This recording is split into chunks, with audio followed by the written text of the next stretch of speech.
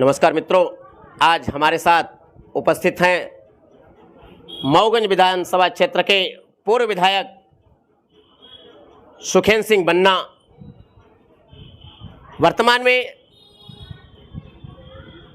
शीघ्र ही अधिसूचना जारी हो जाएगी, तभी आचार संहिता लागू हो जाएगी और क्षेत्र में देखा जा रहा है वर्तमान में सावन में लोग कांवड़ यात्राओं में भाग ले रहे हैं, विभिन्न धार्मिक आयोजनों में भाग ले रहे हैं। देश में भी यही परिस्थितियां चल रही है, चाहे कर्नाटक चुनाव हो, वहां हनुमान चालीसा का पाठ हो, हनुमान मंदिर की बात हो या अन्य चुनाव हो, हर जगह धार्मिक आयोजनों में खुल करके हर दल के नेता भाग ले रहे हैं। अभी आपने भी कल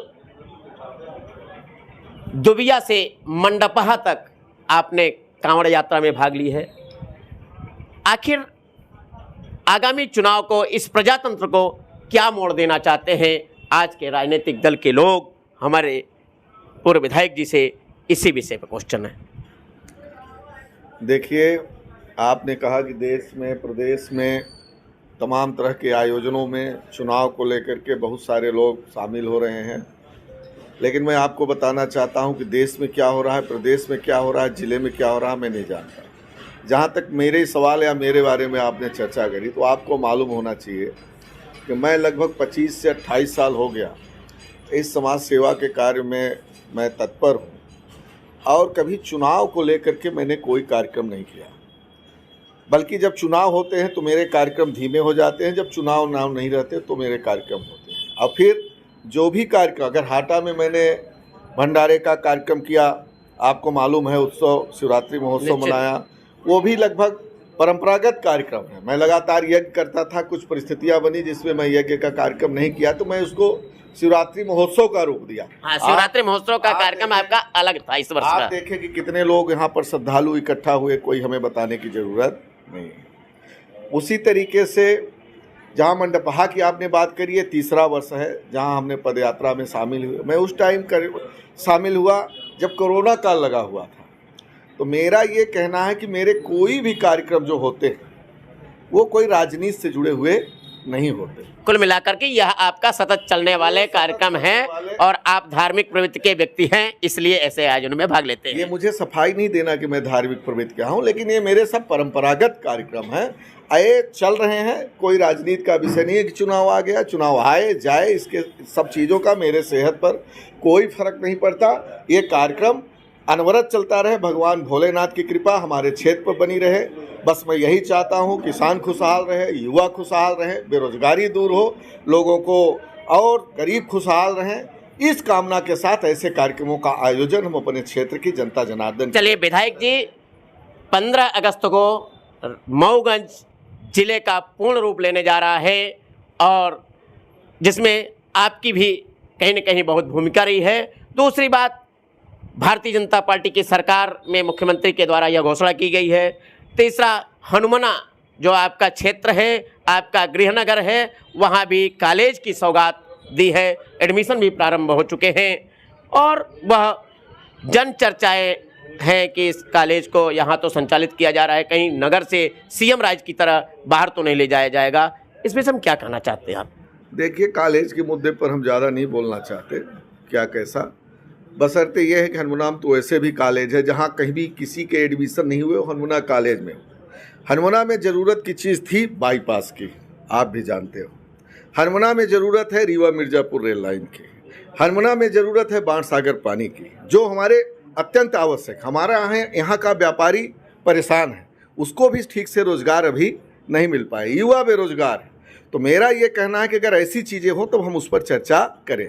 लेकिन अभी जो बाईपास की बात आपने कही, तो उसके लिए विधायक जी का कहना है 16 करोड़ रुपए सीधी बाईपास के लिए, सीधी रोड बाईपास के लिए मंजूर हो चुके हैं।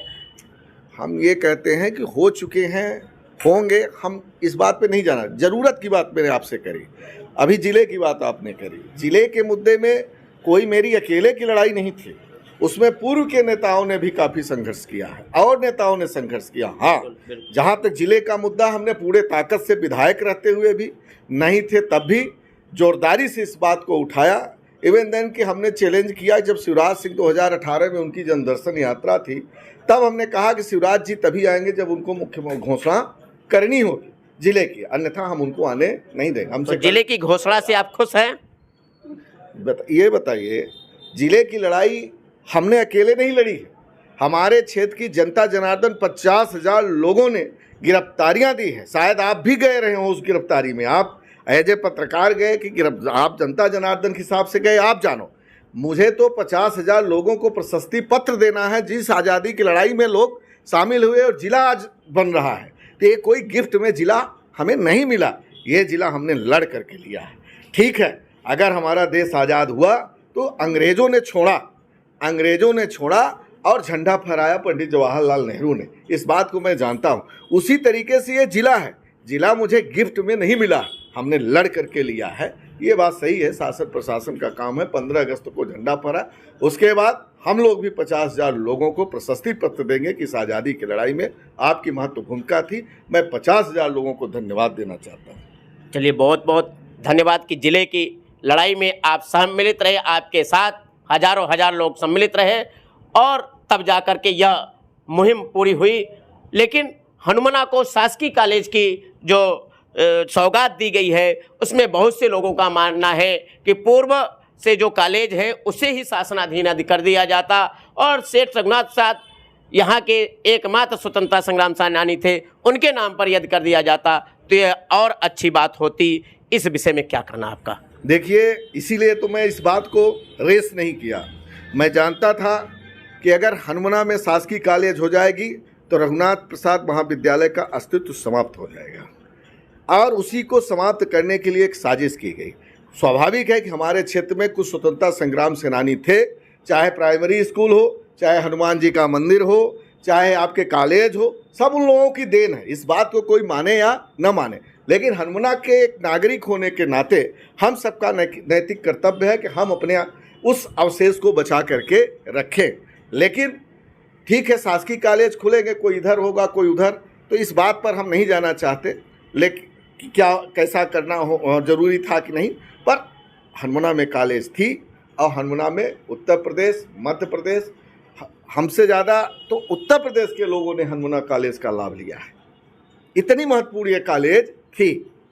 लेकिन इस बात को तो आप मानते हैं कि शासकीय कॉलेज में फीस जो है कम होती है, जिससे गरीब व्यक्ति भी, गरीब अभिभावक भी अपने बच्चियों को पढ़ा सकते हैं और बहुत से सारे ऐसे कोर्सेस होते हैं, जैसे अभी उसमें बीएससी कंप्यूटर साइंस का कोर्स आया।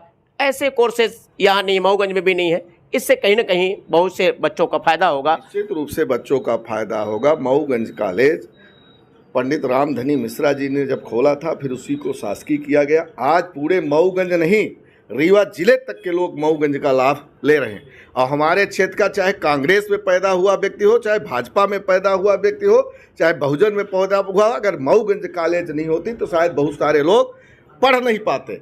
तो मैं धन्यवाद देना चाहता हूं कि रामधनी मिश्रा जी ने प्राइवेट कॉलेज खोले, कुंवर अर्जुन सिंह मुख्यमंत्री रहते हुए उसको शासनाधीन किए और आज मऊगंज कॉलेज में एक से एक गरीब लोग अच्छे दिशा में पढ़ करके हर सब्जेक्ट में और आज हमारे देश स्तर पर नाम रोशन कर रहे हैं।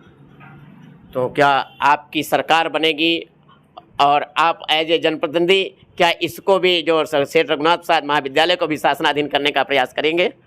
आप देखिए, ऐसा है, हमारी सरकार बनेगी, ये कोई बात आपसे छुपी नहीं। अभी तो जितना हमारी सरकार ने पूरे मऊगंज क्षेत्र नहीं, पूरे प्रदेश नहीं, पूरे देश में किया है, उसकी पोताई झराई भारतीय जनता पार्टी नहीं करा पा रही है। तो इसकी बात अब मत करिए। हमारी कांग्रेस की सरकार ने आज़ादी से लेकर के ऐसा काम किया है और उसी पर पोताई झराई का रंग नहीं चढ़ पा रहा। जब हमारी सरकार बनेगी तो आप देखना कि आगे क्या होता है। चलिए, क्या संदेश देना चाहेंगे आप? क्या संदेश देना चाहेंगे आप? क्या संदेश देना चाहेंगे आप इस अवसर पर क्षेत्र के लोगों को? क्षेत्र के लोगों को तो सिर्फ हमने कहा कि श्रावण मास में भगवान भोलेनाथ की कृपा बनी रहे और हम सब खुशहाल रहें, क्षेत्र की जनता खुशहाल रहे, युवा खुशहाल रहें, बुजुर्ग खुशहाल रहें, माताएं बहन खुशहाल रहें। यही चाहता हूं। अच्छी बारिश हो और अच्छी फसल हो, इसमें सबकी भलाई है।